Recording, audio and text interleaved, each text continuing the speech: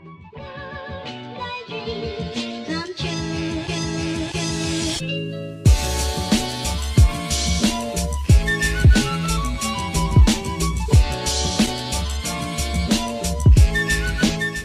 Halo Pineapple People, selamat datang kembali di Pineapple People Podcast. I'm your host Surya Hatta. Seperti biasa di podcast ini kita kedatangan tamu-tamu anak muda berprestasi, up and coming, on the rise. Tapi mungkin tamu kita kali ini nggak masuk kategori itu.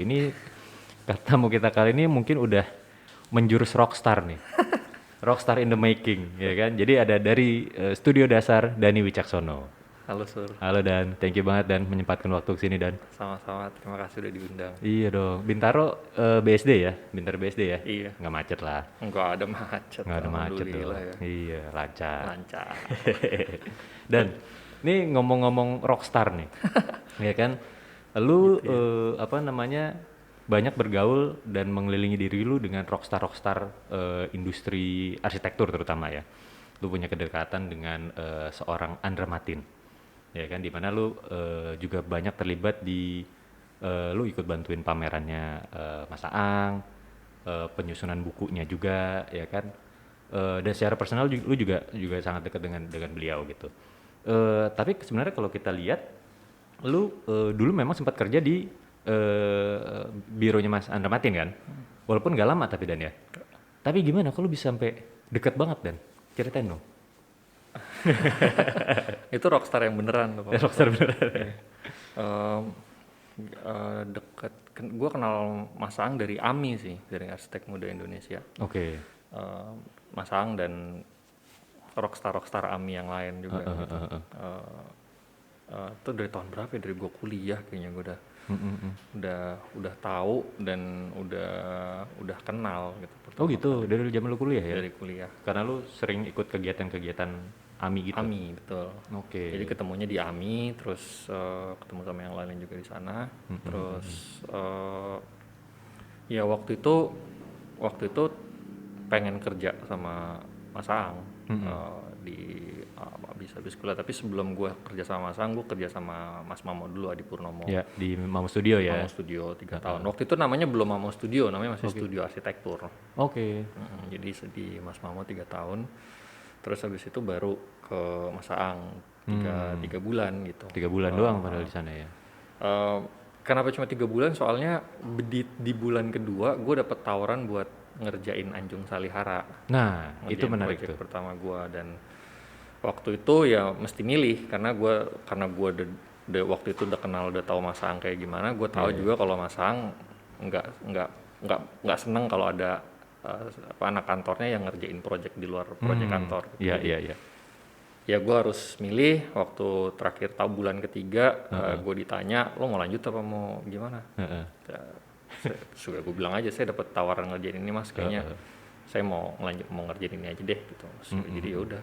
Gitu ya, karena pas ada tawaran itu ya? Ya pas ada tawaran itu, jadi ya pilihannya antara ngelanjut di Andra Matin atau mempertaruhkan hidup gue di project pertama gue. Jadi ya gue pilih yang kedua. Itu ya. Kemudian Anjung Salihara. Nah ini juga menarik nih karena ini kan project pertama lu ya berarti, dan ya di waktu itu sudah lu kemudian langsung mendirikan, oh yaudah lu maju sebagai studio dasar gitu? Enggak ya, jadi ya sambil jalan lah ya. Iya. Prosesnya menarik adalah lu diminta langsung oleh seorang Gunawan Muhammad untuk ngerjain project Anjung Salihara. Ini bagi Pineapple People yang nggak tahu Gunawan Muhammad siapa, itu adalah seorang sastrawan besar juga ya Dan ya. Dan pendiri majalah Tempo kan? Iya, salah satu pendiri majalah Tempo yang dulu pernah dibredel tuh. Iya. Ya kan? Itu gimana ceritanya Dan? Kok lu bisa sampai kenal sama Gunawan Muhammad? Gokil. Iya sih, ceritanya gue inget banget pertama kali dikenalin sama Pak Gun tuh open house-nya Mas Aang. Oke. Jadi ada Mas Aang open house, kantor di Jakarta Barat, di Kebon Jeruk kalau gue nggak salah. Nah terus ya kumpul gitu orang-orang kantornya Mas Aang. Terus Pak Gun datang waktu itu tahun 2007. Salihara lagi baru mau dibuka. Iya.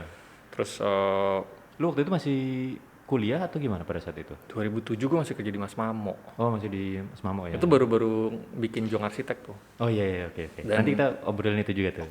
Terus dan gue kan waktu itu juga sebagai moderator forum AMI kan, jadi gue sering ngadain acara-acara offline AMI gitu. Iya. Terus Mas Yori yang kenalin, panggil, Dani sini nih, kenalin nih Pagun baru mau buka Salihara, perlu ada dia welcome kalau misalnya mau bikin acara apa aja gitu, Iya. acara arsitektur. Terus ya udah ya 2008 buka Salihara. Dari 2008 ke 2009 sampai 2010 2011 tuh kita sering bikin acara di Salihara gitu. Iya. Terus apa namanya? Karena saya sering bikin acara sampai malam sana, gue jadi sering ngobrol sama Pagun. Oke. Jadi sering ngobrol gitu, gue sering minta dia cerita macem-macem yang gue nggak pernah tahu tentang sejarah Indonesia terutama. Terus ya udah satu hari dia lagi ngerjain Operatan Malaka. Operatan Malaka. Operatan Malaka. Oke. Operatan Malaka. Terus gue diminta buat ditanya mau bantuin bikin set panggungnya enggak gitu. Terus ya udah gue coba bikin itu, begitu selesai nanya lagi kita lagi mau bikin extension nih, kamu mau ngerjain nggak? Wow. Terus ya udah Pak, apa ada kerjaan apa aja gue kerjain waktu itu kan. Iya. Jadi ya udah terus ngerjain itu 3 tahun ya, hampir 3 tahun, 3 tahun lebih, 3 tahunan gue ngerjain itu. Oke. Dari desain sampai selesai konstruksi ya, terus 3 tahunan. Terus ya awalnya nggak nyangka kalau nggak ngira kalau itu bakal jadi gedung Bertingkat 5 lantai tinggi gitu. nggak nyangka gitu. Kita kira gue kira cuma bakal 1-2 lantai gitu aja, jadi ya udah oke gitu. Terus ternyata berkembang, terus masalah di ya semua isu mengenai program bangunannya, mengenai tanahnya segala macam, mau nggak mau dia harus jadi 5 lantai akhirnya. Gitu. Terus ya udah itu juga lumayan kalau diinget-inget lagi sekarang sih, lihat-lihat sekarang itu lumayan intimidating sih, karena ya bukan cuma lo mesti, sebenarnya yang mesti diyakinin tuh bukan Pagunnya sih, tapi lo mesti ngeyakinin seluruh orang Salihara. Jadi Interesting. waktu gue bikin itu tuh desainnya desainnya nggak bisa lanjut kalau semuanya belum setuju. Semuanya ini siapa aja Dan? Semuanya. Jadi Pagun sama ya Pagun gitu sama orang back office-nya, manajemennya gitu, ada manajemen, keuangan, terus yang lain-lain. Iya. Dan semua kurator Salihara.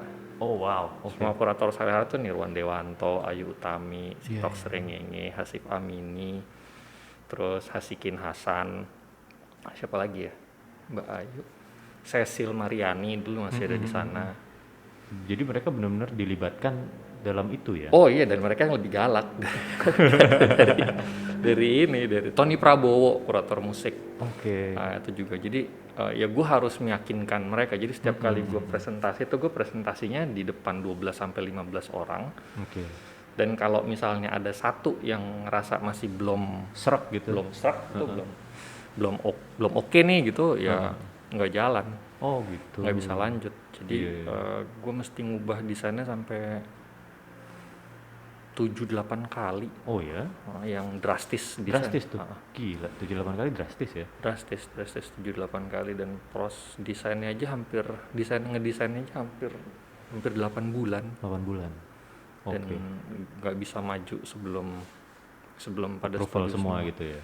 Jadi ya gue project pertama lulus 3 tahun, gue umur 27 waktu itu, 10 tahun yang lalu gue ngedesain. Terus ya gue mesti ngeyakinin Ayu Utami, Nirwan Dewanto, Senior nih yang jagoan-jagoan ya? Iya, kurator Salihara Kurator. semua gitu kan, Sitok Iya. Srengenge gitu yang Iya. mesti ini semua. Jadi itu ini banget sih. Gila, challenging banget Dan. Opportunity datang too good to turn down ya? Too good to be true. Gue sekarang nggak tahu kalau itu is it too good or it's not good. Kenapa? Gue nggak ngerti. Karena ya lo maksudnya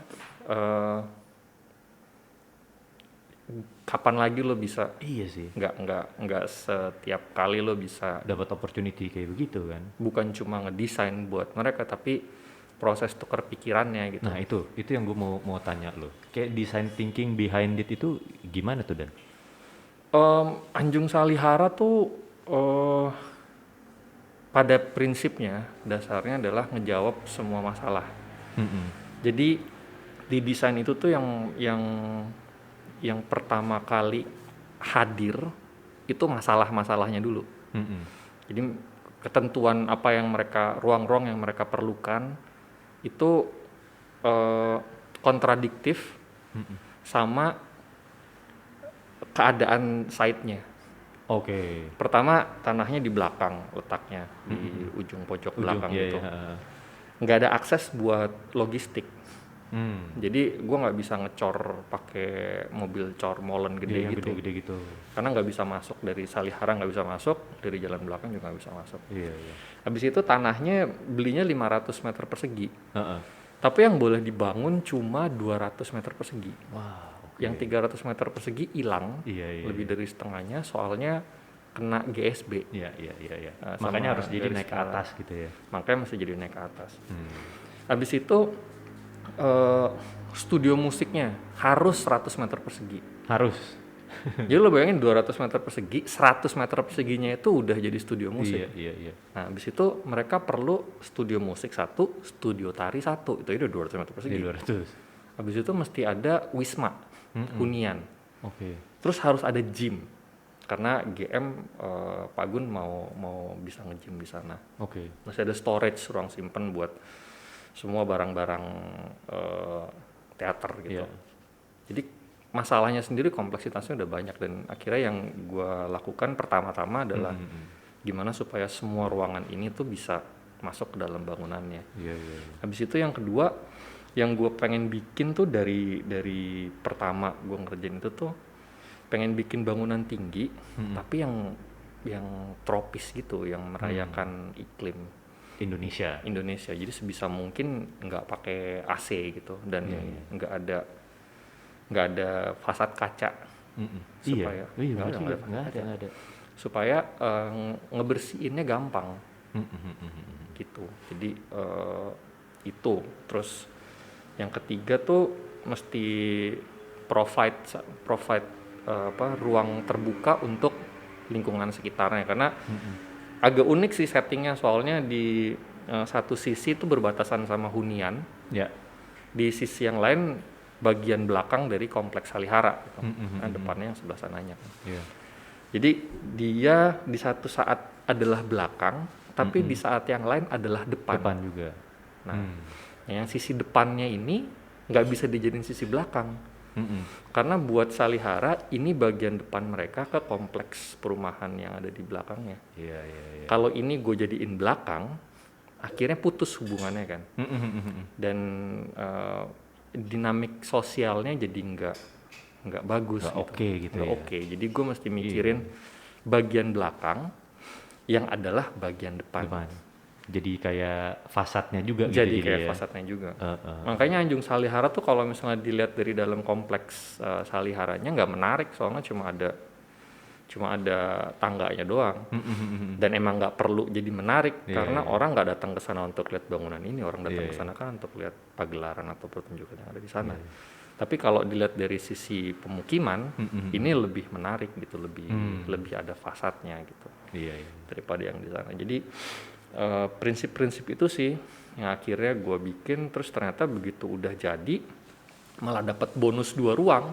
2 ruangan dapat bonus ruang, dapat ekstra. Jadi mereka terus dapat ruang serbaguna dan teater atap.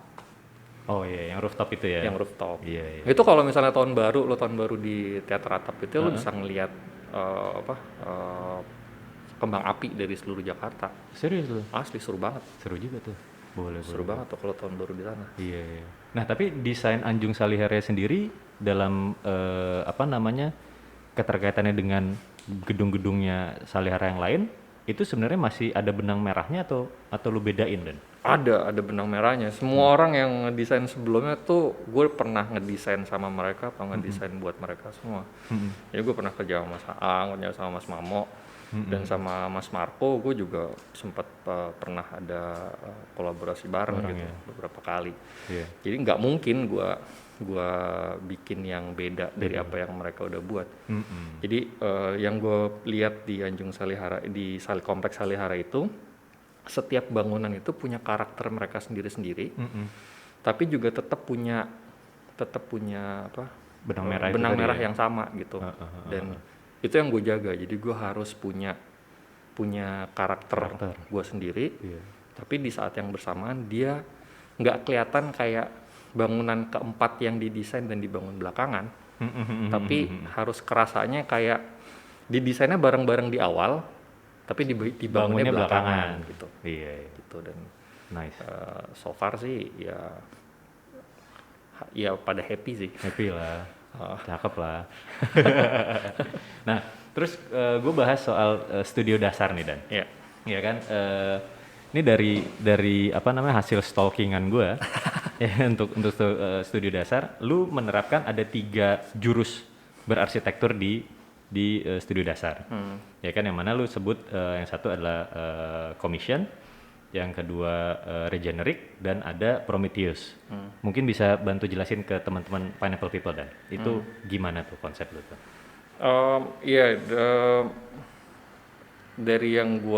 Dari yang gua sadarin bahwa dan gua pelajarin bahwa dengan keahlian yang kita punya gitu, dan kemampuan yang arsitek miliki itu kayaknya nggak bisa cuma, gue nggak nyaman kalau gue cuma kerjain satu hal aja juga.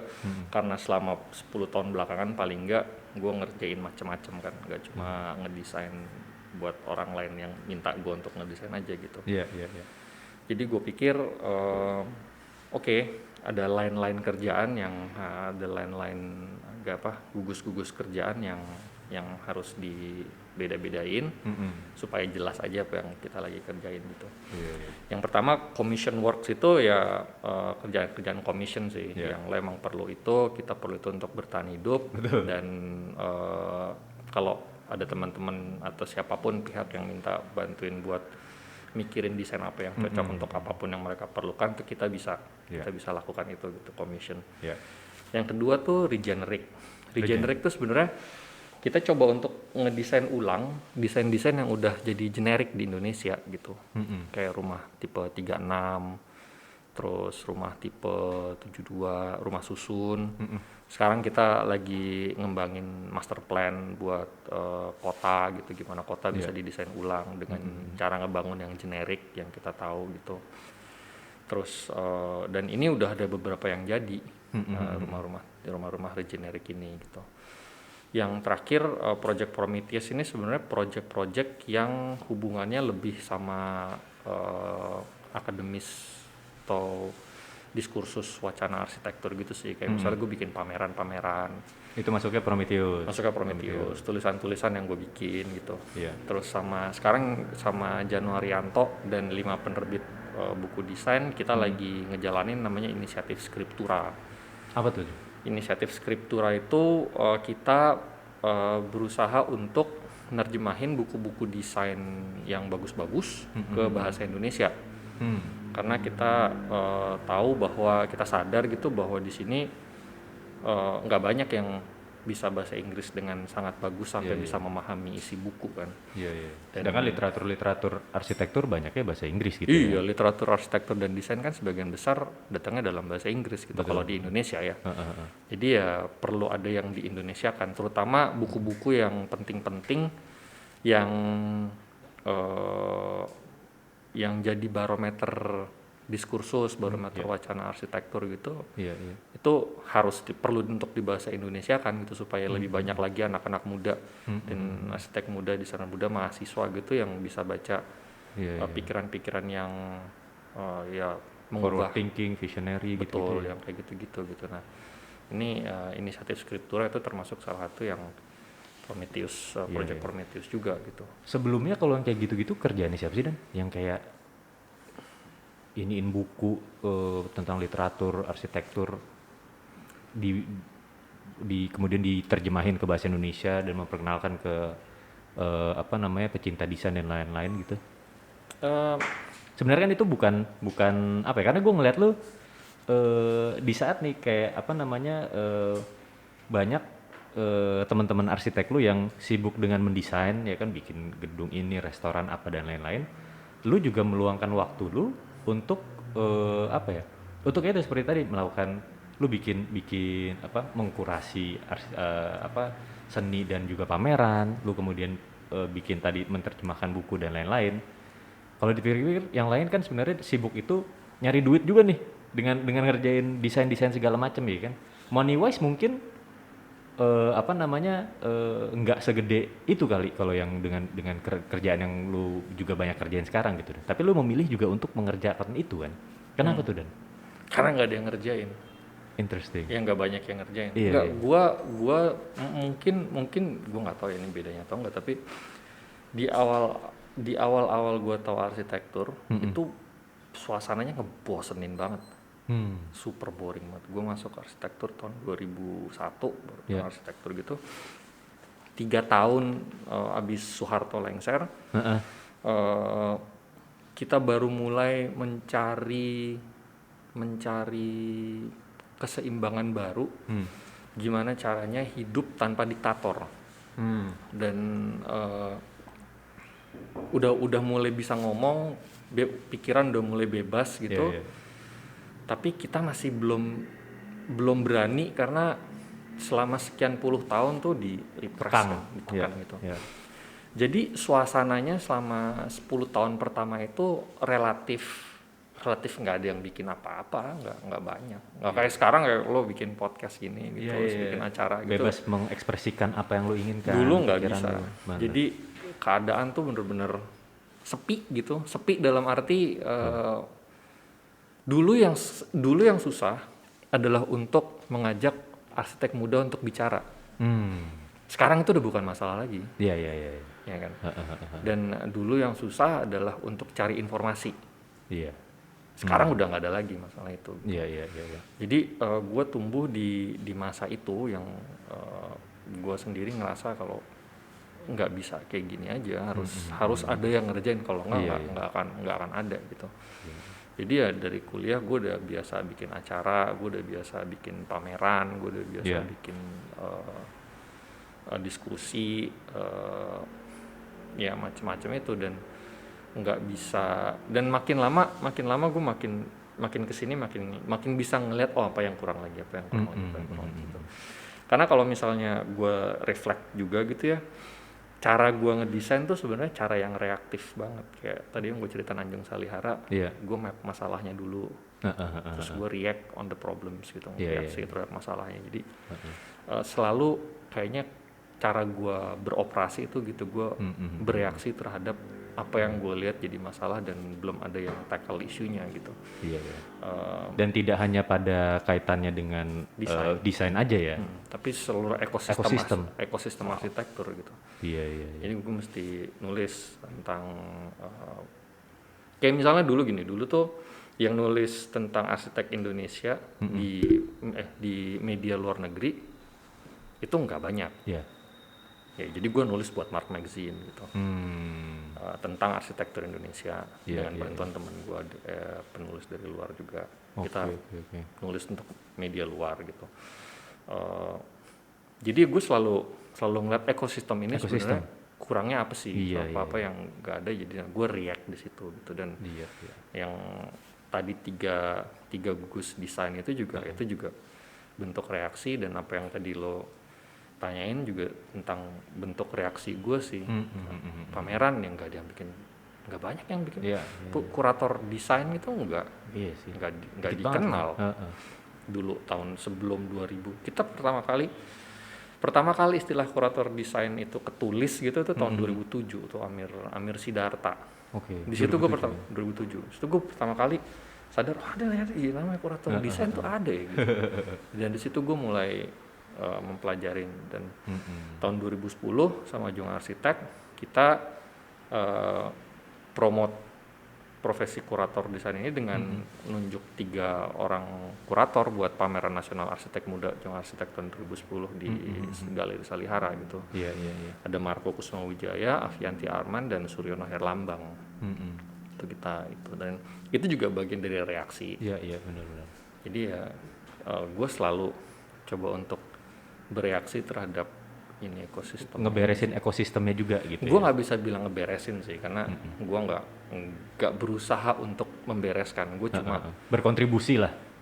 Gue lebih suka istilahnya reaksi sih. Reaksi. Kayaknya kalau kontribusi tuh kayaknya penyelamat gitu. Gue kayak gue bereaksi aja sih sama situasinya. Oh ini ada yang kurang. Kayak misalnya waktu gue bikin pameran rumah-rumah tanpa pintu tahun 2011 itu reaksi terhadap nggak ada tipe pameran arsitektur yang sifatnya itu gagasan, ide dan gagasannya lebih banyaknya karya aja gitu ya, menunjukkan hasil karya gitu ya. Pameran karya kolektif kalau gue nyebutnya. Itu yang banyak waktu itu kayak gitu. Iya. Tapi yang ngeluarin gagasan dan gagasannya itu dirumuskan oleh kurator, belum ada gitu. Kurator yang meminta itu belum ada. Akhirnya waktu itu gue bikin pameran rumah-rumah tanpa pintu. Iya. Nah, kita flashback dulu sedikit ke zaman Jong Arsitek. Yang waktu itu lu bareng-bareng sama ya teman-teman kita juga, Rafael, Pascal, ya kan. Cuman sekarang kok udah nggak ada nih Dan. Sayang lo Dan. Sekarang nggak ada karena ya Rafael sibuk. Udah pada sibuk semua ya soalnya. Udah pada sibuk. Pascal sibuk. Gue juga udah mulai ngerjain yang lain-lain, dan kita emang nggak pernah punya niat untuk Jong Arsitek bisa jadi long lasting gitu, nggak pernah ada niat itu. Saya kayak gue bilang tadi, sifatnya reaktif. Jong Arsitek itu juga reaktif waktu itu. Karena teman-teman kita pada cabut ke luar negeri semua tahun 2007-2008 itu 2006 kita bikin Jong 2006 pada cabut keluar semua. Terus ada talent outflow zaman dulu tuh ya. Iya. Pada keluar negeri ya. 2008 2006 baru lulus. 2008 Februari.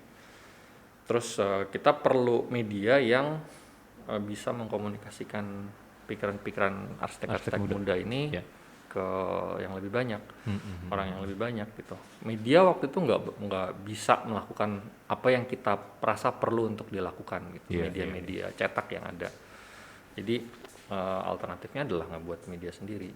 Dan waktu itu akhirnya ya udah kita lakukan itu gitu. Terus setelah 5 tahun 6 tahun 2014 kita akhirnya stop gitu karena kita ngerasa udah banyak ya.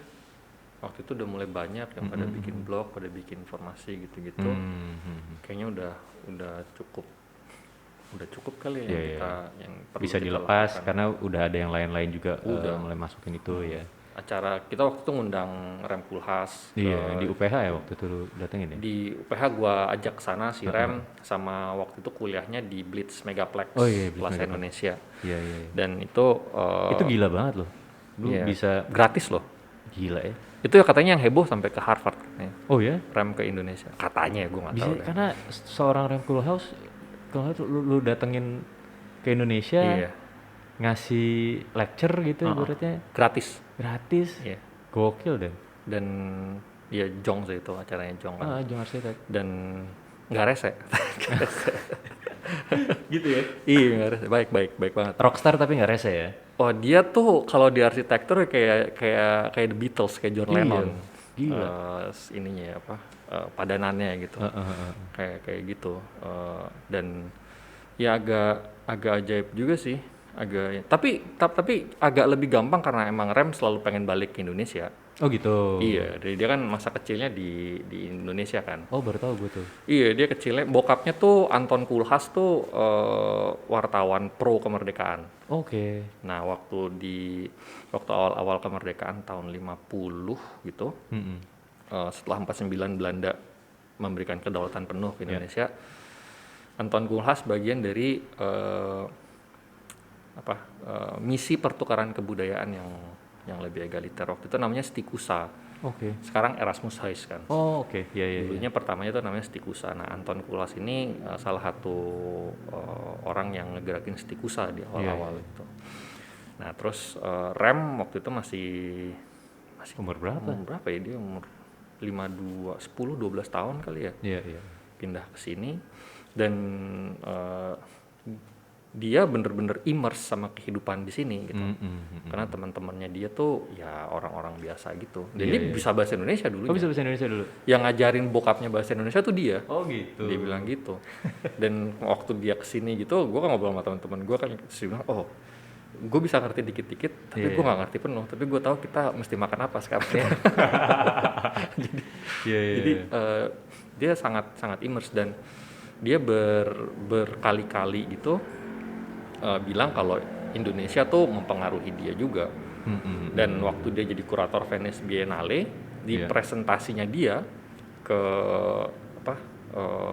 perwakilan-perwakilan negara yang ikut, itu salah satunya ada Indonesia. Indonesia di situ. Wow. Karena dia happy banget Indonesia akhirnya bisa ikut Venice Biennale waktu dia yang jadi kuratornya gitu. Nah, pertama kalinya kan Iya, tahun 2014 itu. Jadi ada kedekatan emosional juga bagi seorang Rem Koolhaas untuk terhadap Indonesia gitu ya. Iya, jadi makanya ngajakin dia waktu akhirnya gua kontak buat lo datang ke Indonesia gitu. Dia akhirnya mau datang. Iya. Gitu.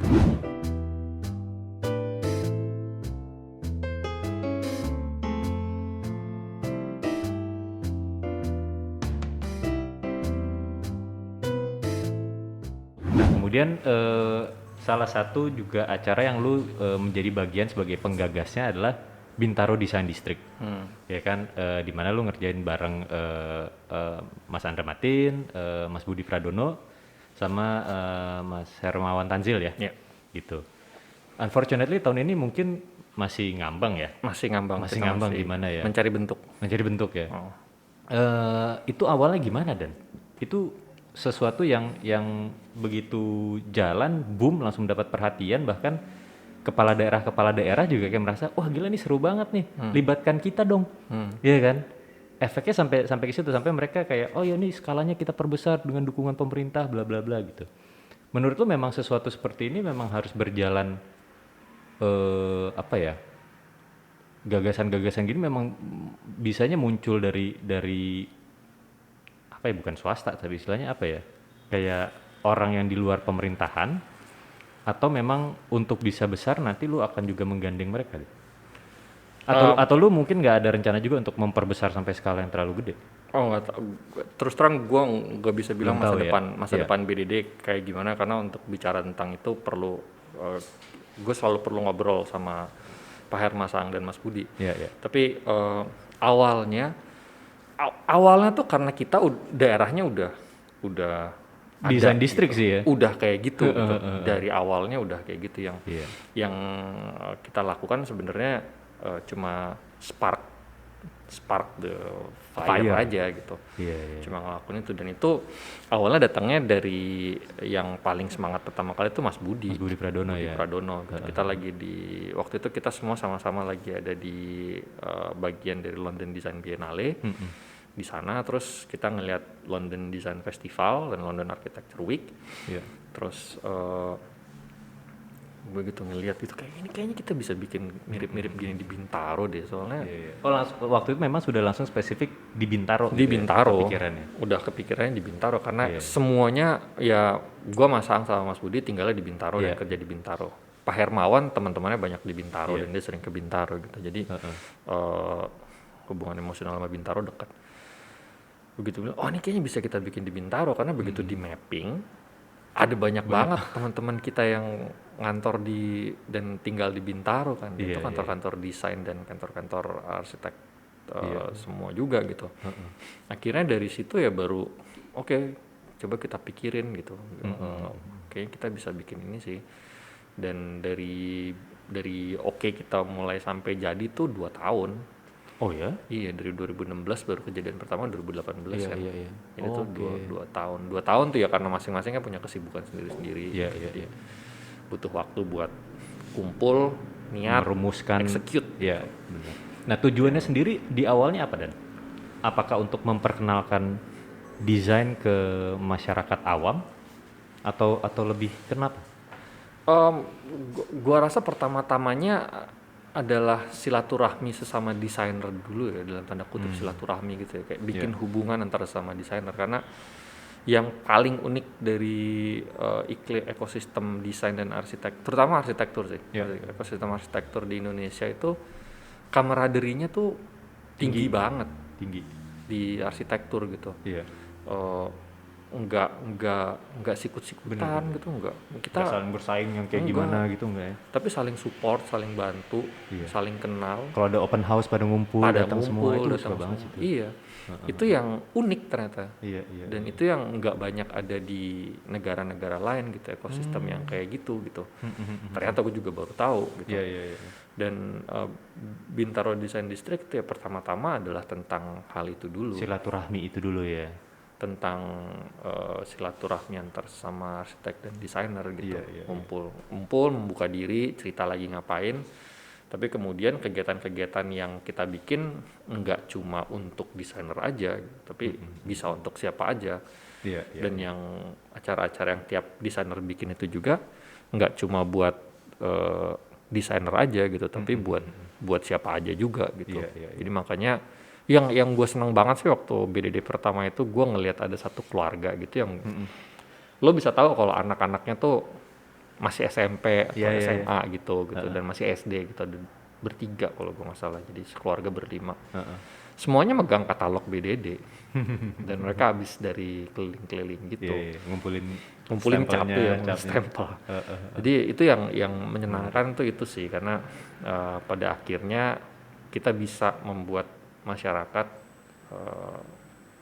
mengapresiasi desain gitu, mengapresiasi kerja desain dan kerja desainer, kerja arsitek gitu, dan mereka bisa mengapresiasi hasil kerja dari desainer dan arsitek juga gitu. Kayaknya itu sih yang, karena kita butuh lebih banyak kegiatan-kegiatan yang bisa ngebuat banyak masyarakat bisa mengapresiasi desain. Iya, setidaknya melek dulu terhadap desain juga kan. Iya, Karena- paling nggak tahu dulu. Iya, karena gue juga sempat diskusi sama Andro soal ini nih. Jadi gue bilang mulai berasa nih di Indonesia segala sesuatunya desainnya mulai dipikirin nih. Mau itu kedai kecil atau apa, setidaknya grafik desainnya udah cakep. Ya kan, desain interiornya udah mulai dipikirin. Beda halnya dengan kayak zaman dulu, mungkin 10-20 tahun yang lalu, kayak zaman bokap gue gitu, mau bikin kayak toko apa gitu, itu ya udah misalkan jualan kedai apa gitu, ya udah yang penting ada kursi, ada meja. Sekarang kan udah dipikirin. Dan itu waktu itu gue diskusi sama Andro, salah satu menurut Andro adalah peran sosial media juga nih Dan. Sekarang dengan adanya Pinterest, Instagram, orang-orang ngelihat, oh ini cakep ya, kayaknya bisa nih bikin kayak begini gitu. Menurut lu sendiri, gue ada sempet lihat kritikan lu terhadap sosial media juga nih, ya kan? Menurut lu peran si Instagram dan Pinterest dan kawan-kawan ini sebenarnya positif atau negatif buat iklim desain terutama kita di Indonesia Dan?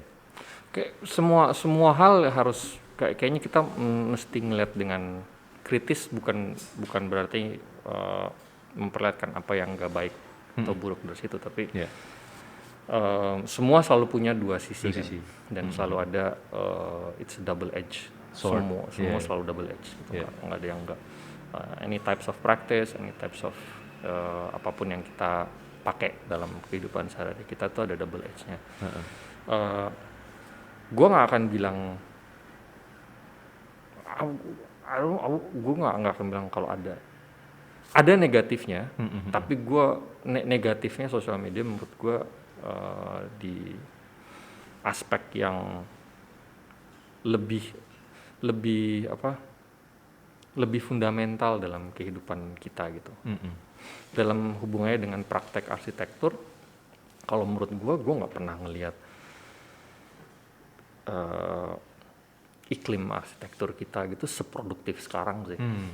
Produktif banget gitu. Dan produktivitas itu tuh terlihat bukan cuma by the month atau by the year, tapi by the hour gitu. Per jam lo bisa ngelihat produktivitas arsitek-arsitek Indonesia. dan ada lagi yang baru, ada lagi yang bikin baru, ada lagi yang bikin baru. Produktivitas menurut gua nggak pernah setinggi ini Iya. dalam iklim arsitektur dan desain di Indonesia gitu. Yang tiba-tiba nge-boost itu apa dan? Ya salah satunya sosial media. Salah satu sosial media ya. Salah satu karena gini, lagi-lagi sorry gue mesti ngebandingin sama iklim yang gue tahu dulu waktu gue masih Di awal baru-baru di awal gue lulus kuliah atau awal gue kerja gitu. Iya.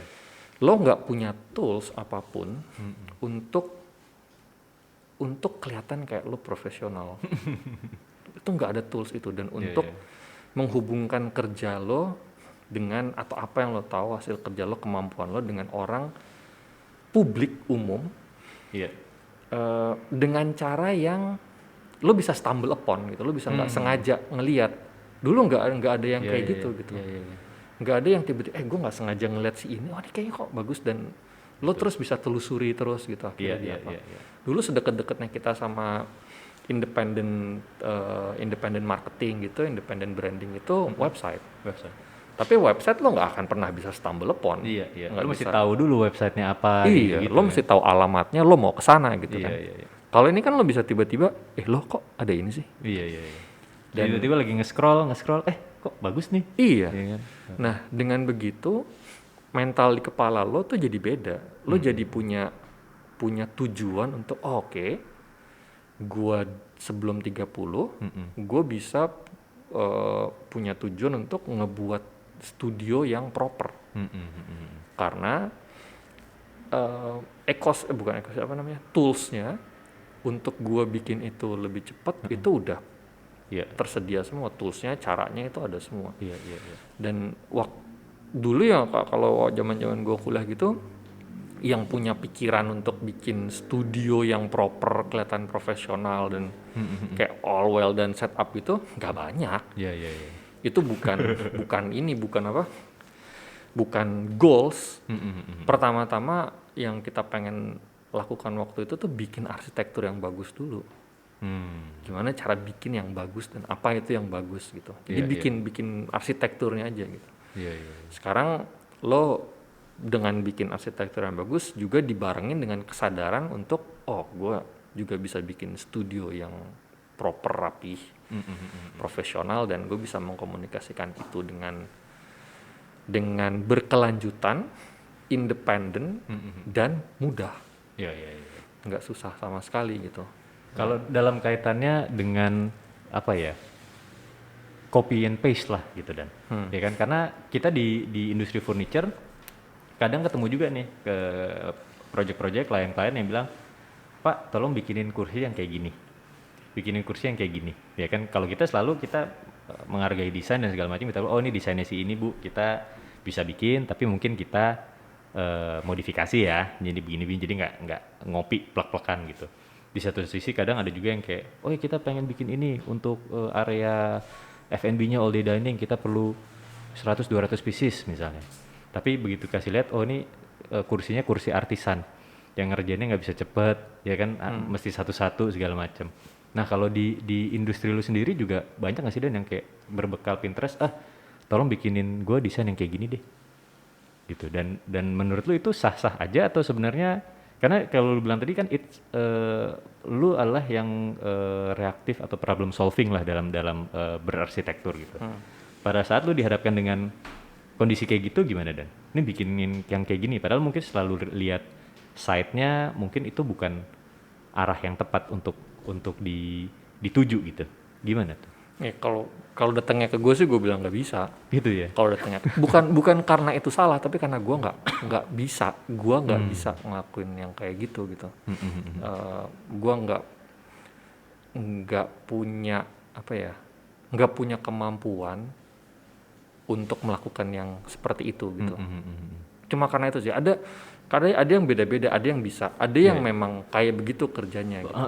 That's how they work gitu, ada yang kayak gitu. Dan ya kalau kayak gitu mau gimana gitu. Dan isunya jadi isu apa gitu, isunya jadi isu tentang originality, authenticity, dilihat dari perspektif yang mana gitu. Kalau Iya. dilihat dari kesempatan untuk membuat hal-hal yang otentik dan original, ya mungkin itu bukan cara yang tepat untuk mencapai tujuan itu gitu. Iya.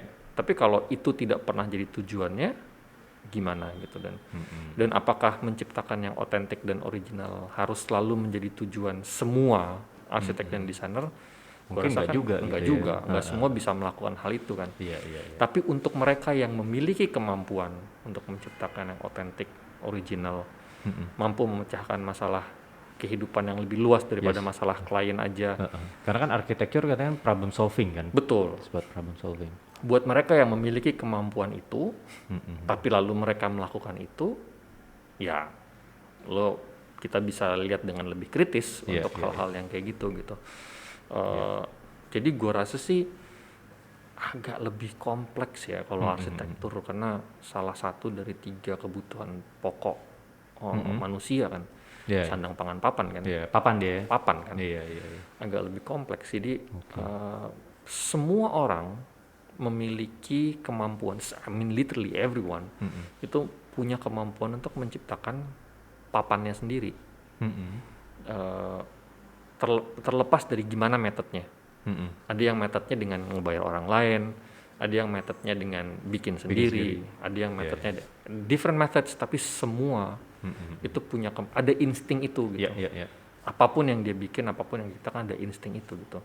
Nah, ketika situasinya seperti itu, gimana kita bisa pinpoint kalau yang lo lakukan ini salah, yang lo lakukan ini yang gimana ini Iya, insting untuk survive gitu. Betul.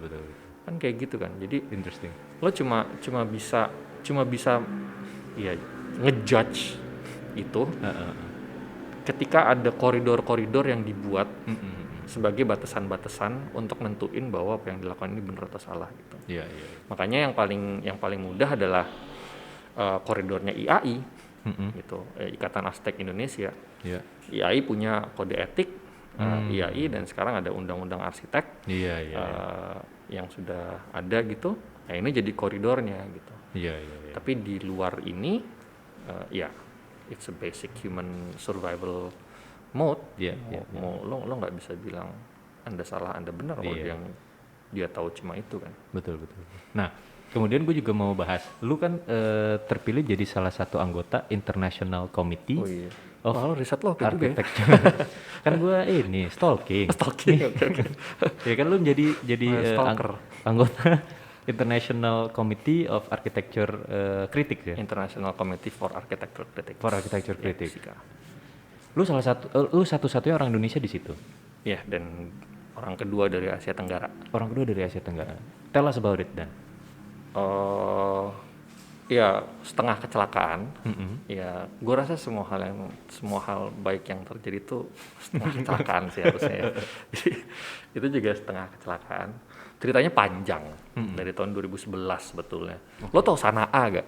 Sanaa nggak tahu gue. Kazuyo Sejima, arsitek. Iya, tahu Sejima kan? Sejima sama Ryuei Nishizawa bikin kantor namanya Sanaa. Oh, oke.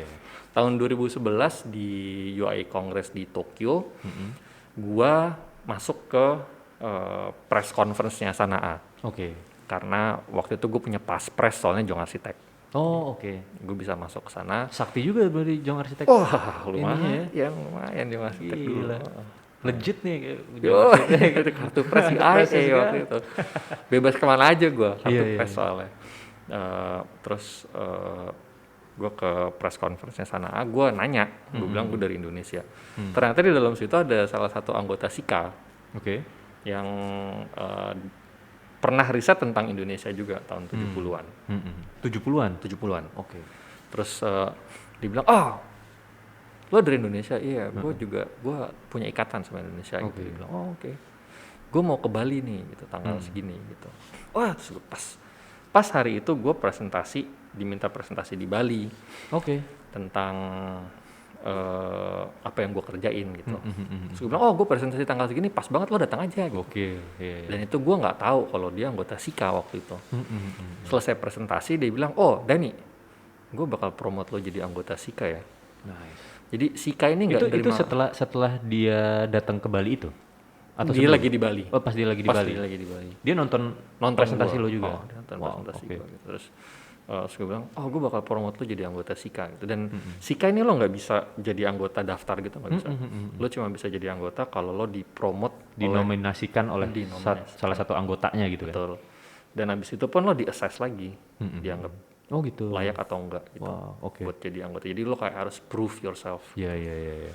habis itu gitu. Terus ya udah dibilang gue bakal nominasiin lo, gue kira ya udahlah Iya deh, gitu ya. deh gitu, gue anggap serius kan. Iya iya. Nggak taunya berapa setahun kemudian apa setahun setengah kemudian dia ngemail gue lagi. Oh cukup panjang juga Dan ya. Lama Lama juga. karena proses nominasinya nggak cepat gitu. Iya, iya, iya. bukan yang kayak lo daftar registrasi gitu. Mereka butuh ngeliat, terus ada waktu panjang komunikasi dan lain-lain, dan gue harus presentasi di depan yang lain. Iya iya iya. Jadi gue diminta ke London tahun 2014 untuk present apa yang gue kerjain di depan anggota-anggota Sika yang lain. Terus habis itu ya oke lo, dan diangkat jadi anggotanya waktu kongres UIA. Oke. Di kongres Union of International Architects, jadi persatuan arsitek. Union of International Architect. Ya. Oke. Nah itu waktu itu gue diangkatnya di kongres UIA Durban tahun 2014 bulan November. Nice. Terus ya udah, dan itu ternyata gue yang paling muda kayaknya. Oh ya? Uh, Keren. Gua- Terus komunitas ini perannya apa Dan di industri arsitektur? So komunitas ini kok agak ini sih. Eksklusif banget nih. Oh iya. Parah nih. Iya sih. Agak apa nih, mereka kerjanya kayak di belakang layar.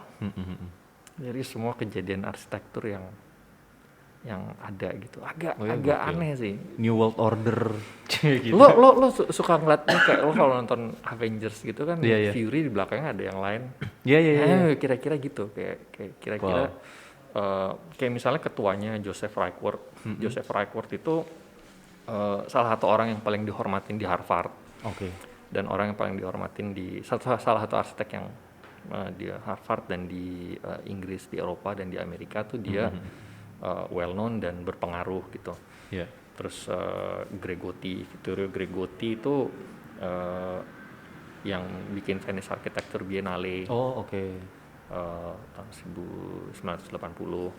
Terus Kenneth Frampton, Charles Jenks, Iya iya iya. itu kritikus arsitektur juga. Kalau di Asia Tenggara selain gue tuh ada Kenneth Yang, itu juga Dari mana tuh kalau Kenneth yang? Malaysia. Malaysia. Oke. Itu juga salah satu yang di Malaysia berpengaruh juga gitu. Kenapa gue diterima gue nggak tahu. Mungkin apa yang gue kerjain itu dianggap line of bagian dari kerja kritikus gitu. Iya, iya, Bikin iya, pameran, nulis dan lain-lain itu mungkin dianggap sebagai bagian dari itu. Akhirnya mereka terima gue, tapi gue nggak pernah minta. Itu yang pertama. Gue nggak pernah ngedaftar, tapi mereka nemu gue, identify, dan nanya lo mau masuk apa enggak. Nice. Dan ya gue nggak ada yang buruk dari hal itu gitu. Iya iya. Gara-gara gue anggota Sika, akhirnya gue diminta sama Aga Khan Award buat jadi technical reviewer. Iya iya. Karena Sika dan Aga Khan Award itu hubungannya deket ternyata. I see. Jadi waktu waktu direktur Aga Khan Award tahu gue anggota Sika, wow, anggota Sika, iya gua anggota Sika gitu. Terus ini jadi technical reviewer. Kredibilitasnya ini banget ya. Langsung naik juga kredibilitas lu di mata teman-teman di arsitek dunia gitu ya. Di dalam Lingkupnya itu kecil. Jadi tapi kecil tapi berpengaruh banget orang-orang di dalamnya kan. ya misalnya Sika bisa mempengaruhi, ya gue anggota Sika bisa jadi technical reviewer Aga Khan Award gitu. Kayak gitu. Keren. Agak aneh sih. Kegiatan dia juga bukan tipe kayak apa gitu yang bikin festival apa gitu, enggak gitu. Tapi ininya Orang-orangnya itu ya di baliknya networknya itu gitu. ternyata Gokil. gue udah cerita, gue pernah kenalan sama direktur Pritzker Prize, Martha Thorne di Seoul waktu itu, Kongres UIA. Terus bahkan sampai dia aja, Pritzker Prize itu kan salah satu penghargaan yang paling tinggi di prestigious arsitektur, ya. paling prestisius kan untuk individual architects gitu. Yeah. Bahkan si Martha ini aja ngeliat orang-orang Shikai ini kayak, wow, those are the big guns. Oh iya, wah. Oh gitu ya. And you're one of those guys. Iya kan? Iya, masih muda gue, Iya. masih muda banget gitu. Jadi Nice. gue sendiri nggak pernah, karena dari gue nggak pernah tahu dari awal gue kuliah sampai akhirnya gue tahun 2014 itu, gue nggak pernah tahu kalau ada institusi ini. Iya. Dan mereka juga kayaknya nggak pengen ngebuat diri mereka diketahui gitu. Iya, benar-benar eksklusif banget ya. Nice. Nah, dan kemudian kan perjalanan lu dengan karir lu sejauh ini membawa lu ke banyak kota-kota di dunia nih, Dan. Kota yang menurut lu paling berkesan secara arsitektur yang pernah lu kunjungin apa, Dan? Berlin. Berlin. Itu cepat banget lu jawabnya langsung. Berlin. Orang kan mikir ini lu Berlin. Kenapa? Nggak ada kota yang punya sejarah seunik Berlin menurut gua. Berlin tuh mungkin satu-satunya kota di dunia yang pada satu waktu pernah dikuasai oleh 5 negara berbeda. Oh ya? Iya, sekutu sama Soviet kan. Sekutu sendiri ada Belanda, Prancis, Belgia, Amerika, Inggris. 5 tuh. 6 sama Soviet, 6 berarti. Karena ada Berlin Timur, Berlin Barat. Dan dia satu-satunya kota mungkin yang sebelum dikuasai oleh 5, dia bisa dikuasai oleh 6 negara ini karena ada kekosongan kekuasaan waktu Hitler tumbang. Iya. Berlin jadi kosong kan, dan karena Berlin pusat dari pemerintahan Hitler waktu itu, kekosongannya bukan cuma di ininya aja, di pemerintahannya aja, tapi juga kekosongan bangunan. Jadi Berlin Barat sama Berlin Timur tuh dulu punya banyak banget bangunan-bangunan yang kosong dan ditinggalkan, yang sekarang di-repurpose. Dalam 10 tahun terakhir ini itu di-repurpose gitu. Sebelumnya di tempat rave party, di basement Eurotrash. Iya, kayak gitu-gitu kan, karena kehidupannya murah banget, jadi menarik anak muda datang ke sana. Kemudian anak-anak muda ini dengan tenaga mudanya mengubah kehidupan di Berlin itu dengan kegiatan-kegiatan mereka, dan seniman-seniman juga mengubah itu dengan kegiatan-kegiatan banyak mereka. datang ke situ ya. Tapi di saat yang bersamaan infrastruktur kotanya udah jadi, subway-nya udah lengkap, sistem transportasi bisnya udah beres, jalur sepedanya udah connected, udah mana-mana lu gampang naik sepeda di Berlin. Taman-tamannya ada di sekeliling kota, plaza-plazanya aktif gitu. Iya. Jadi waktu pertama kali gue datang ke sana, gue nyampe tengah malam, nggak kelihatan apa-apa kan, busuk gitu. Lu winter apa pas lagi summer? Oh, untungnya gue pas lagi nggak summer, nggak winter, jadi pas spring gue. Oke. Karena kalau winter kan cepet banget tuh gelapnya tuh. Iya. Ini gue pas spring nyaman ya pokoknya. Cuma nyampainya malamnya jam 10, setengah 11 malam gitu, gue mendarat di airport. Busuk banget kan. Jadi itu sistem subway-nya beda sama di Singapura atau di London, karena lo nggak tap pagar lo masuk, tapi lo bebas aja gitu. Oh gitu, dibuka aja gitu ya? Dibuka aja, lo bebas langsung masuk ini. Tapi kalau lo nggak punya tiketnya, ntar tiba-tiba ada polisi preman gitu, lo mesti bayar. Gitu ya? Iya, mesti bayar 100 euro kalau nggak punya tiket. Gitu. Iya. Tapi jadi logiknya beda, logik kotanya. Jadi gue nyampe tengah malam, jelek, berantakan gitu, gue bingung ini apaan nih gitu. Terus udah kesel-kesel gitu. Besok paginya begitu jalan-jalan, anjir, beda banget tiba-tiba. Wah gila, lu bisa ngerasa kota yang diambil alih sama anak muda gitu. Gitu ya? Nice. Gue belum pernah sih gue ke Berlin gue. Wah, lo mesti sih. Itu kota yang rasanya tuh bener-bener diambil alih sama anak muda gitu. Tapi masih berasa nggak, Dan? Berlin Barat sama Berlin Timurnya katanya masih kerasa. Masih ya? Dan lu bisa ngeliat dari tata kotanya juga. Dan baru kemarin gue lihat foto gitu, dilihat dari lampunya juga beda. Lampu? Karena mereka pakai tipe lampu yang berbeda, Berlin Timur sama Berlin Barat. Lampu jalannya beda. Even after all these years? Bahkan, Wow. masih. Jadi nyalanya beda. Yang Berlin Timur gue nggak salah. Berlin Timur itu warm white, Oke. Kalau Berlin Barat cool daylight. Oh gitu.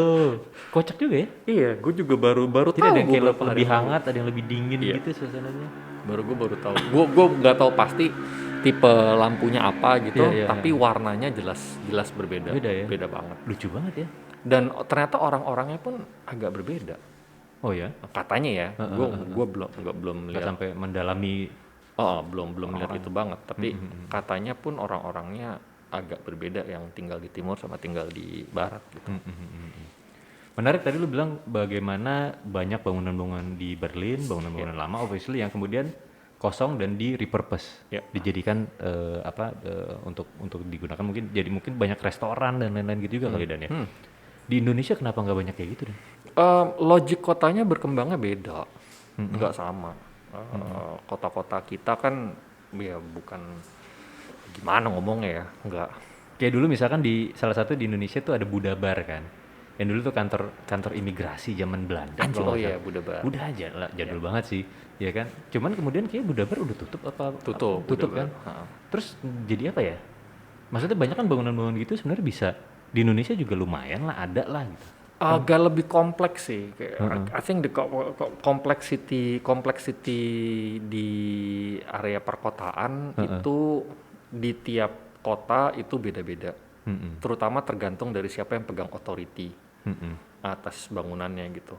Kalau di sini otoritas bangunannya kayaknya lebih spread out ya. Masing-masing orang punya hak kepemilikan untuk satu bangunan. Nah ini yang gue belum tahu jelas di Berlin tuh sebenarnya otoritinya gimana gitu. Apakah lo bisa dengan mudah ngambil bangunan yang abandoned atau enggak gitu. Iya. Gimana cara lo untuk ngambil ini? Tapi kayaknya sih agak lebih mudah di Berlin ya, soalnya agak lebih banyak pengalihan otoritas bangunan tua gitu. Iya. Di Berlin lo bisa mudah untuk melakukan hal itu. Kayaknya di sini agak susah gitu ya. Yang kedua, kota-kota di kota Berlin itu, bukan kota-kota di Berlin.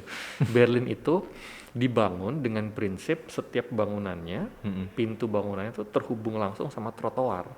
Oke. Kalau kita kan enggak. Pintu bangunan berhubung langsung sama tempat parkir. Iya. Tempat parkir hubungannya sama jalan. Jalan habis itu. Kalau ada trotoarnya nggak dipakai. Tapi Pakai buat jualan. Nah, asongan dan lain-lain. iya. Tapi kebanyakan trotoarnya kagak ada. Iya. Ya kan? Benar. Jadi beda sih. Berlin itu base-nya adalah kaki.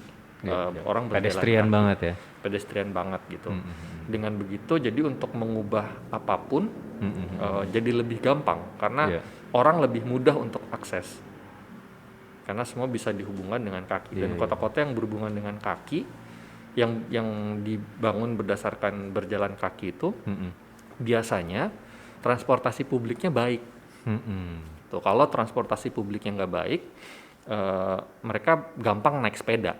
Iya. Kemana-mana gitu. Karena orang nggak perlu pakai kendaraan bermotor biasanya. Oke. Jadi untuk merangsang anak muda bikin bisnis jauh lebih gampang. Karena segalanya accessible gitu jadinya. Accessible. Equal access for everyone. Iya.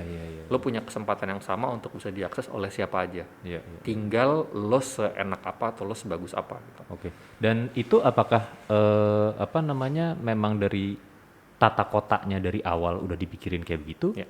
Emang begitu ya? Emang begitu. Gitu ya. Emang karena mereka kan masyarakatnya masyarakat yang merchant kan, masyarakat yang mereka produce. Iya. Skill, tiap-tiap individunya skill gitu. Nah, kalau masyarakat yang tinggal di kota-kota di Indonesia ini kan kota-kota di Indonesia terutama yang berkembang setelah tahun 60, 70, yang setelah tahun 70 itu kan kebanyakan buat karyawan. Kotanya, makanya nggak ada ruang usahanya gitu dan nggak diintegrate sama ruang usaha gitu. Jadi yang penting kan ngejual rumah buat karyawan kan. Iya. Makanya kebanyakan kan perumahan super gede. Bintaro kan perumahan super gede. BSD juga perumahan super gede karena fokusnya bukan untuk masyarakat yang bisa memproduksi barang-barang yang kemudian mereka perlu jual kepada orang lain. Iya. Nggak ada logik itu. Menarik gitu. banget. Jadi logiknya adalah lo kerja di kantor, pulang ke rumah istirahat. Iya. Dan fasilitas-fasilitas pendukung untuk di perumahan-perumahan ini baru kemudian kayak jadi mall dan lain-lain gitu ya. Iya, jadi Nah. nggak ada itu gitu, Iya. nggak ada logik itu.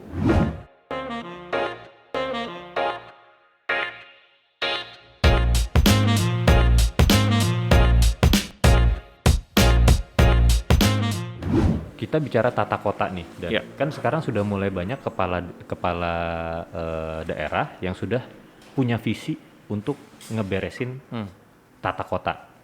Seperti yang Bupati Banyuwangi dan salah satu juga Bupati Tubaba. Lu juga ikut terlibat di yang proyek Tubaba nggak, Dan? Iya, gua terlibat juga. Nah, ceritain dong, Dan. Itu prosesnya gimana tuh? Prosesnya menyenangkan banget Mm-mm. karena bupatinya Pak Umar ini, Pak Umar Ahmad ya? Pak Umar Ahmad itu bener-bener percaya sama arsitek dan desainer yang dia ajak gitu. Iya. Dan dia berkali-kali bilang ke staff-staffnya, kita ini nggak tahu apa-apa, kita mesti dengar mereka gitu. Karena biar gimana pun sedikit atau banyak yang mereka tahu yang kita nggak tahu. Iya. Iya. Jadi kita mesti dengerin mereka gitu.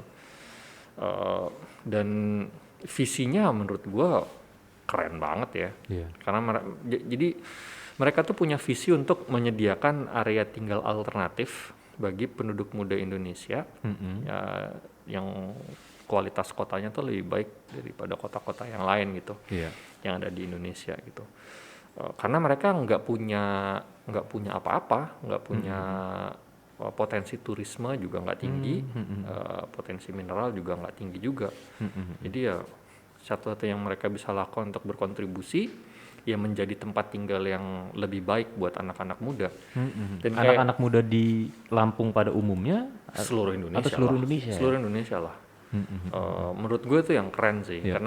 karena dia juga sadar bahwa penduduk muda sekarang udah beda, tipe cara hidupnya beda, kemudian standarnya beda, dan yang 30 tahun lagi akan lebih beda lagi gitu. Iya, iya, iya. Yang pengen kehidupan yang lebih baik dan lain-lain Iya, tuh iya. pasti akan beda gitu dan lebih tinggi standar hidupnya. Iya. Ya, terutama ya bedanya sekarang udah mulai banyak yang bisa bikin brand kan, kayak Pineapple, Kopi Kalian gitu Iya, kan. iya, iya. Yang kayak gitu yang punya semangat entrepreneur tuh udah jauh lebih banyak. Tapi Iya. kotanya itu belum ada yang menawarkan untuk cara mereka hidup ini gitu, Iya.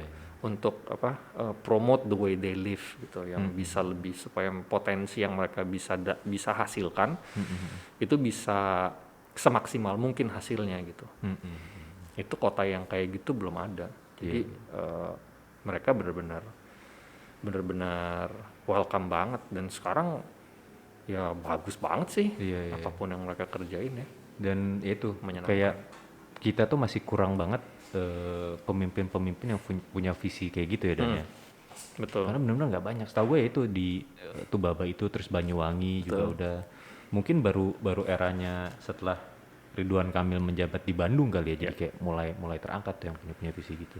Pak Umar, Mas Emil sama Pak Azwar Anas itu ininya beda-beda, visinya beda-beda, Oke. dan tujuannya beda-beda. Mas Emil tujuannya untuk meningkatkan kualitas hidup di Bandung, waktu dia jadi wali kota Bandung, jadi dia banyak ngebenerin repairing, ngebenerin banyak sekali, Meningkatkan kebahagiaan. meningkatkan kebahagiaan. Kalau Pak Azwar itu Pak Anas itu meningkatkan pariwisata, Ya. supaya orang mau datang ke Banyuwangi berkunjung. Pak Umar tujuannya adalah untuk menciptakan ruang hidup bagi penduduk muda Indonesia. Iya, iya. So gua rasa nih 3 pemimpin visioner Iya. dengan 3 visi yang berbeda-beda. Yang kalau misalnya satu lagi Bu Risma, jangan lupa juga loh. Oh iya, Bu Risma juga, iya. Bu Risma juga Surabaya jadi banyak pohon-pohon banget, hijau betul, banget. Gokil. betul. Itu kan sama Mas Emil tuh kira-kira hampir sama, kan, Iya. memperbaiki kota yang sudah ada gitu. Betul. Tapi kalau Pak Anas itu tentang turisme, Pak Umar ini tentang menciptakan ruang tinggal alternatif. Nah itu menurut gua beda lagi Iya, ininya, iya. visinya dan apa yang Angle-nya akan bisa dia kerjain. beda-beda, tapi hasilnya memperbaiki kota itu sendiri. Ya. Memperbaiki ruang hidup. Ruang hidup. Betul, karena Very kita punya masalah dengan ruang hidup kita sekarang kan. Iya, iya. Yang paling gampang aja, limbah habis cuci piring lo kemana limbah lo? Limbah kita kemana kalau bukan ke got? Habis dari got terus kemana? Udah Nggak nggak tahu tahu, kan? Nah, nggak tahu. tuh sama kayak jodoh tuh, rahasia Tuhan tuh. Nggak tahu kita kemana larinya. Nah, dan masih soal Tubaba nih. Ya. Ya kan? Tulang Bawang Barat. Terletak di Lampung ya itu ya. Lampung. Lu juga berperan di situ, lu bikin kota Dan. Iya. Ceritain dong Dan, gimana tuh Dan? Kita buat master plan, desain master plan kotanya sih. Master plan kota. Heeh. Iya kayak yang gue bilang tadi gitu. Jadi akhirnya gue sadar bahwa kota ini tuh sebenarnya yang kita tinggalin sekarang tuh nggak dibuat untuk anak-anak muda yang nanti. Gitu. Jadi anak-anak muda ini kalau nggak dipikirin tempat tinggalnya nggak akan maksimal nih potensinya. Iya. Potensi semuanya gitu. Akhirnya juga ke ekonomi Indonesia secara keseluruhan. Dan gue juga jadi dewasa di tengah kota yang kualitasnya makin hari makin turun, nggak jadi makin baik. Iya. Kebahagiaan tentang kota yang kualitasnya membaik tuh gue nggak inget gitu. Yang gue inget selalu kekecewaan tentang kota yang kualitasnya menurun. Iya. Dan teman-teman gue juga sama gitu. Gue ngeliat teman-teman gue gitu kayak, terus gue mikir, ini kalau nggak gue yang mikirin, teman-teman gue hidupnya anak-anaknya ya nggak bakal jadi lebih baik daripada hari ini gitu. Jadi sejak beberapa tahun yang lalu gue mulai mikirin tentang gimana caranya ngebangun kota sih. Wow. Dan gimana caranya ngedesain kota gitu. Logiknya apa ngedesain kota ini gitu. Jadi tapi gue nggak pengen sekolah. Jadi gue nggak mau tahu apa yang orang lain udah pikirin. Gue coba untuk mikirin sendiri. Explore sendiri, gali sendiri. Dan itu pas ketemu Pak Umar. Jadi pas gue lagi punya awal kesadaran itu, gue ketemu sama Pak Umar ini. Akhirnya ternyata ya nyambung, connect, terus dia ngasih kesempatan. Wow. Lo mau nggak pikirin di Tubaba gitu. Terus gue butuh waktu 3 tahun tuh. Untuk dari Pak Umar tawarin. mikirin itu. Nggak sampai gue untuk mikirin, sampai akhirnya gue bilang oke Pak, Say gue yes mau. gitu. Iya. Itu gue dan Pak Umar nungguin. Wow. Jadi selama 3 tahun itu dari awal gue baru punya notion gitu, kesadaran, sampai akhirnya gue tahu apa yang harus gue lakukan. Karena yang paling penting tuh bukannya lo tahu gimana caranya ngebikin kota, lo ngelihat dari buku, bukan itu, tapi gimana caranya lo punya pemahaman tentang cara ngebuat ruang hidup dan kota yang bisa bikin lo ngejelasin ke bupati dan jajarannya sesederhana mungkin, supaya mereka bisa ngerti segampang-gampangnya, dengan cara yang segampang-gampangnya. Yang susah tuh itu gitu. Lo nggak bisa ngejelasin pakai kata-kata yang ada di buku, lo mesti paham dulu, terus ngubah cara komunikasinya. Nah, untuk dapat pemahaman itu yang akhirnya gue perlu waktu agak lama dulu untuk belajar, untuk bikin diri gue paham gitu, sampai logik paling dasar tentang kota, supaya gue bisa ngejelasin ke Pak Umar, ke bupatinya. Dan hasilnya ya disetujuin sih, desainnya disetujuin. Gila. Dan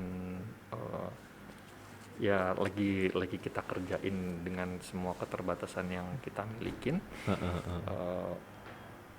Tahun depan 500 meter jalan pertamanya dibangun, jalan utamanya.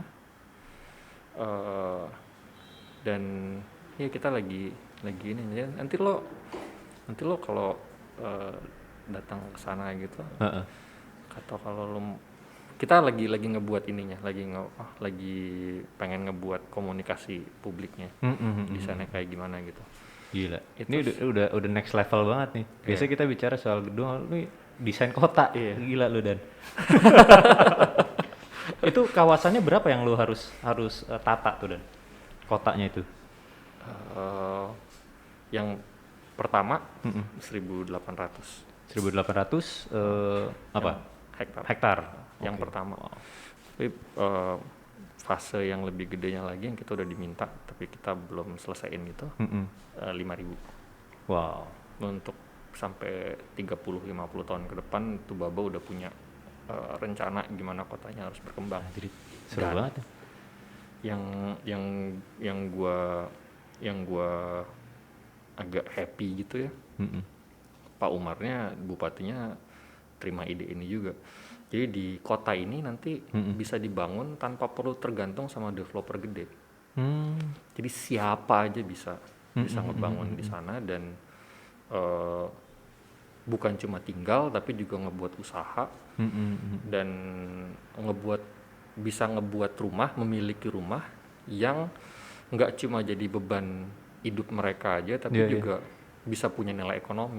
Iya, Karena iya. satu hal yang gue perhatiin dari gimana cara kota kita berkembang itu, kalau kita beli rumah itu jadi beban hidup tuh. Mortgage-nya ya. Nggak ada nilai ekonominya sama sekali, Hmm. nggak ada economical value-nya. Tapi kan ada capital gain dong dari Ya, tanahnya. tapi lu tiap bulan kan bayar Nyicil juga, cicilan. iya. Capital gain lo dari mana?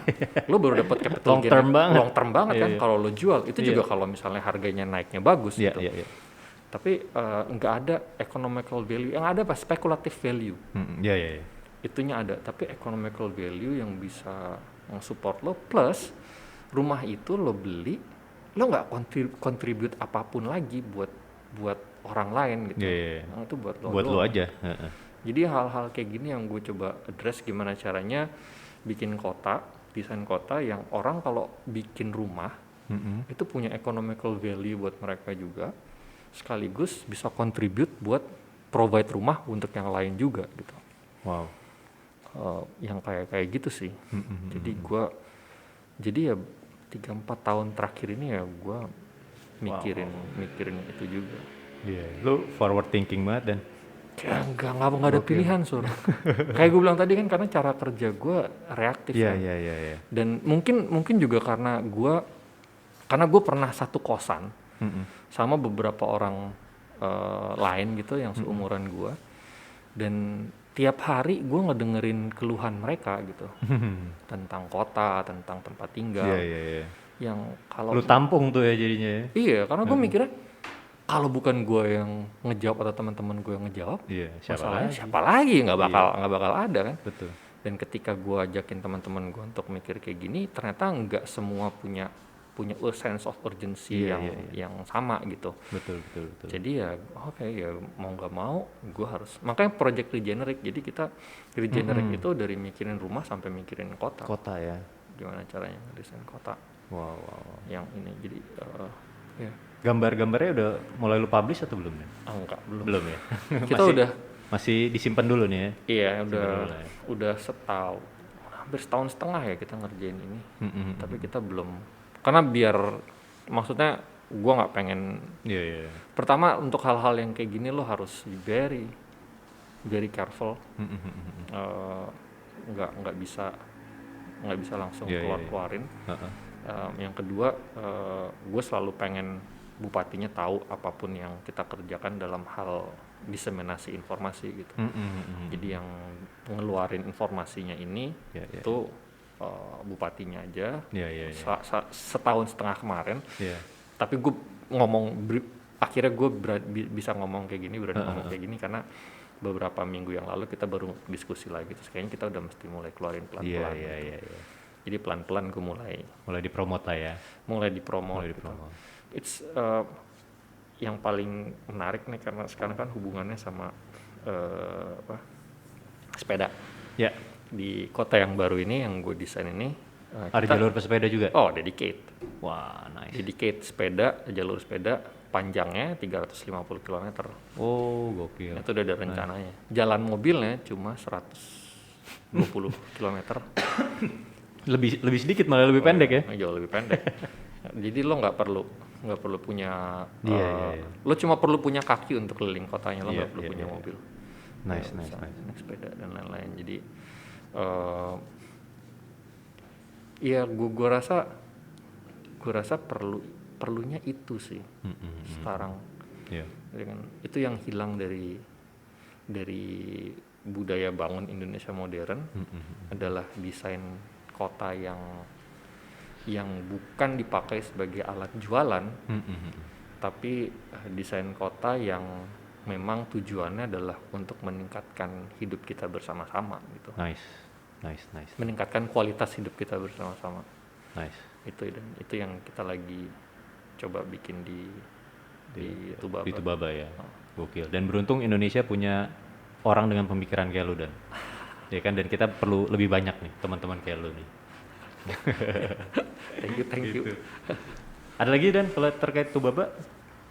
Tubaba juga ada Instagramnya by the way ya. Ada Menuju Tubaba. Menuju Tubaba.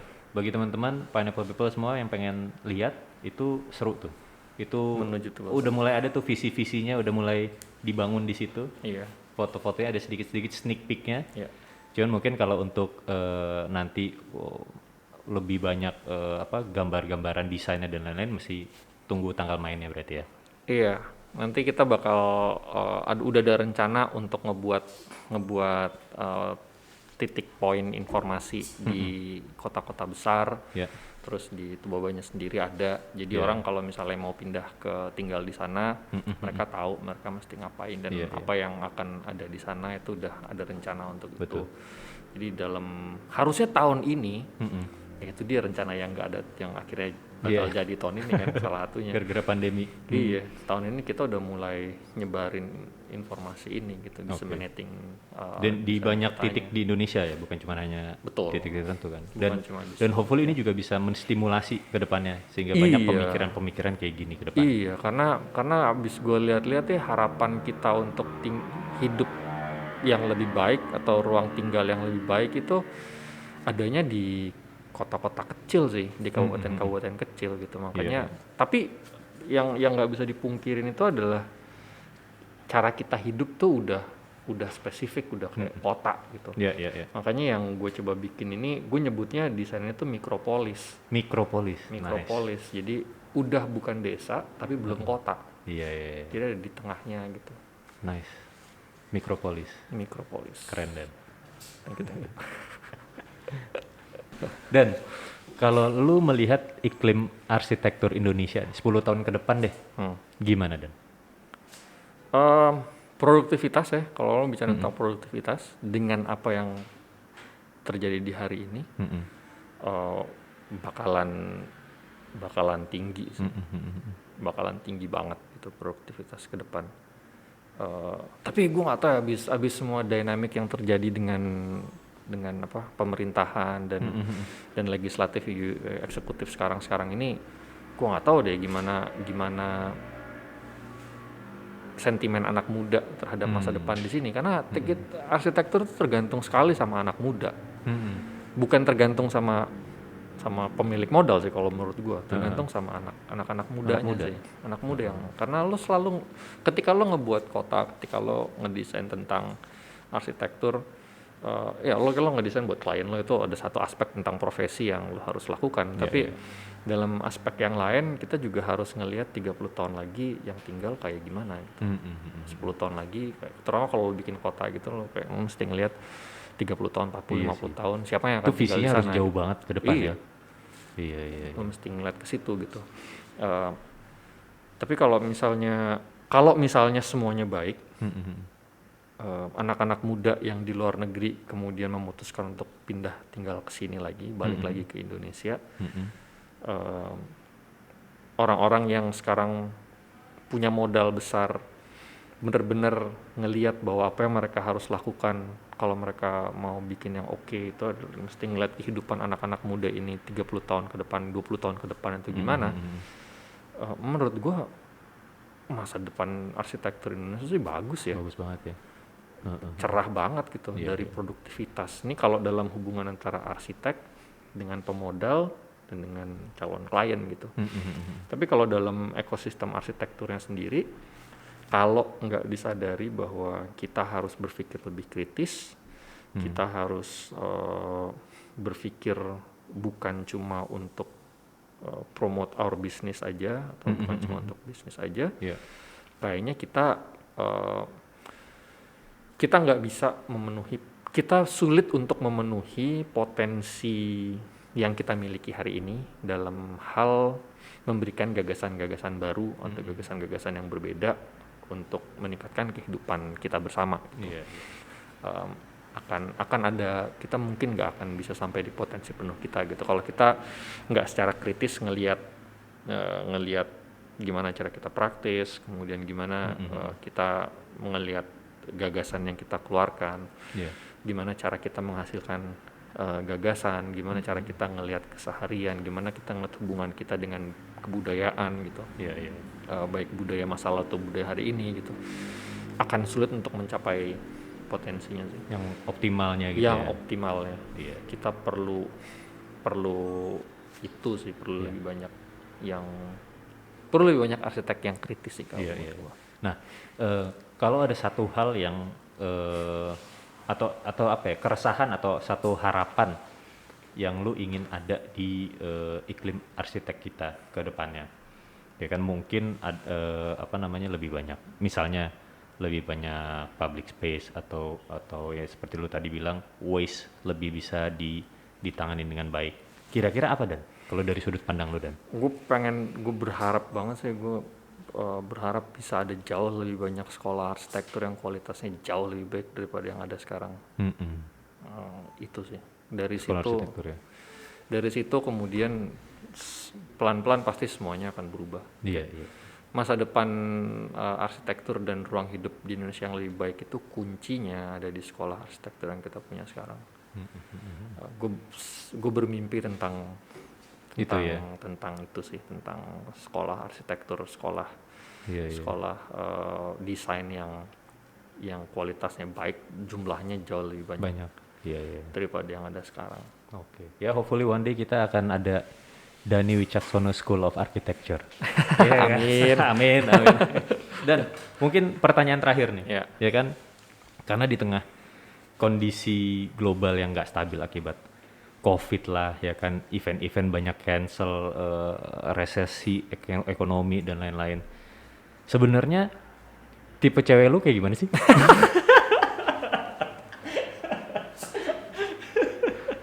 Jebakan Batman. Gimana nih buat di penonton Pineapple People di luar sana? Wah, nih Dhani Wicaksono nih. Gimana sebenarnya tipe cewek lu tuh kayak gimana? Gue udah curiga. Apakah harus paham arsitektur juga atau enggak? Untuk yang ini gue nggak bisa jawab sih. Kalau gitu nanti tulis di kolom komentar buat yang nonton di YouTube. Kira-kira tipenya Dhani seperti apa? Atau ada yang mungkin langsung mau, dan gue available nih gitu. Approach me. Oh ya, by the way kalau mau kontak lu dan Studio Dasar, kalau mau ada inquiry dan lain-lain, kemana, Dan? Kita di Instagram ada handle-nya @studiodasar. Kalau mau ke gue juga bisa ke DNNY-WCKSN. @DNNY-WCKSN. Iya. Itu di Instagram. Kalau email, bisa email ke lu juga mungkin? Email ke gue di dw@studiodasar.com. Atau kalau mau email ke Studio Dasar juga bisa, ada di admin@studiodasar.com. Oke, itu buat teman-teman Pineapple People yang mungkin mau inquiry ke Dhani mungkin, atau juga kayak internship gitu, siapa tahu ya. Oke. Nih, thank you banget nih Dhani udah hadir, dan sama-sama, thank you Sur. Figur Dhani ini sangat menarik untuk kita datengin karena dia adalah sosok yang bisa dibilang sangat berbeda lah dibanding teman-teman arsitek yang lain. Ya kan, gue selalu mikir di saat kayak temen-temen arsitek seangkatan lu sibuk berarsitektur dengan bangun gedung-gedung, desain ini dan itu, lu malah gue melihat lu sebagai seorang arsitek yang aktif mendesain ekosistemnya itu sendiri, ya kan. Jadi ibaratnya nih, kalau main SimCity tuh, game SimCity, arsitek-arsitek lain tuh begitu main, bangun sekolah, bangun rumah, bangun gedung-gedung apa, tapi lu enggak, you design the game, gitu. Itu yang gue lihat dari lu. Makanya gue Dani Wicaksono harus hadir di Pineapple People Podcast. Thank you Syur. Gitu. Dan tentunya karena Anjung Salihara dulu gue pakai buat pacaran juga. Gue baru tahu. Kan ada lu juga dulu pernah kan? Oh iya bener. Oh iya bener. Udah lama banget ya. Udah lama banget ya. Gitu. Iya Gitu. bener. Dan apa namanya? Dan dari Dani juga gue paham bahwa arsitektur itu bukan melulu soal mendesain atau membangun bangunan, tapi juga bagaimana peran-peran faktor lain seperti edukasi dan eksibisi itu sangat penting, karena disitulah gagasan bisa tumbuh dan berkembang. Betul banget. Dani, thank you banget udah hadir. Makasih banyak Sur, senang banget bisa diundang. Jangan kapok ya, main-main lagi ya. Nggak bakal. Siap. Pineapple People, thank you banget udah nonton. Semoga banyak yang bisa kita pelajari dari sosok Dani Wicaksono dan pemikiran-pemikirannya yang out of the box. Thank you so much for tuning in. See you on the next one. Ciao.